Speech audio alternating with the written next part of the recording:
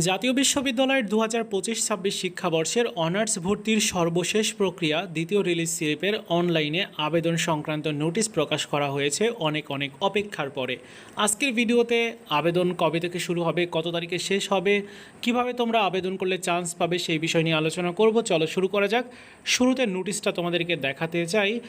যে নোটিশটিতে বলা হচ্ছে যে তোমাদের দ্বিতীয় রিলিজ স্লিপের আবেদন আগামী 18/8/2026 তারিখ থেকে শুরু হবে, মানে আগস্ট মাসের 18 তারিখে, যে 18 তারিখ থেকে শুরু আর 25 আগস্ট পর্যন্ত চলবে। এই সময়টার মধ্যে তোমাদের অবশ্যই আবেদন করতে হবে। 3টা শর্ত দেওয়া আছে।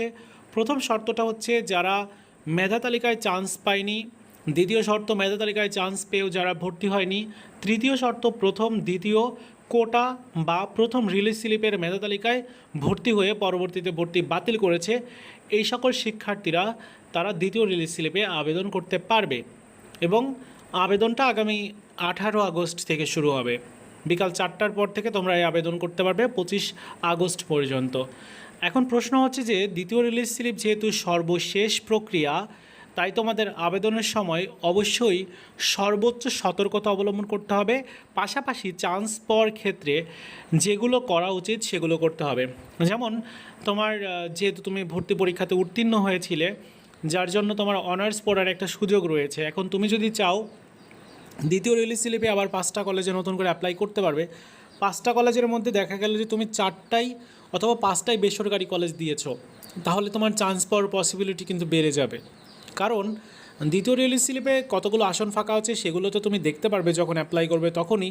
আর যখন তুমি অ্যাপ্লাই করবে ওই সময় ওই আসন দেখে দেখে তুমি বেসরকারি কলেজ চয়েস দিলে তোমার চান্স পাওয়ার সম্ভাবনা 100% থাকবে। কারণ যে পরিমাণ শিক্ষার্থী এইবার ভর্তি নিবে জাতীয় বিশ্ববিদ্যালয়ে, সেই পরিমাণ শিক্ষার্থী ভর্তি পরীক্ষায় উত্তীর্ণ পর্যন্তই হয়নি। সো তোমরা সহজেই কিন্তু চান্স পেতে পারো। তুমি যদি শুধু আবেদনের সময় বেসরকারি কলেজ চয়েস করো, সেক্ষেত্রে তুমি চান্স পেয়ে যাবে। সো বন্ধুরা, 5টা কলেজে তুমি নতুন করে আবার আবেদন করার সুযোগ পাচ্ছ। এখানে তুমি চাইলে বেসরকারি সরকারি কলেজ দিতে পারো। সরকারি কলেজে আসন খুবই কম থাকবে, খুবই চ্যালেঞ্জিং হবে চান্স পাওয়া, কারণ ওইখানে বেশিরভাগ শিক্ষার্থী অ্যাপ্লাই করবে। তাই বেসরকারি কলেজ চয়েস দেওয়া তোমার পক্ষে ভালো।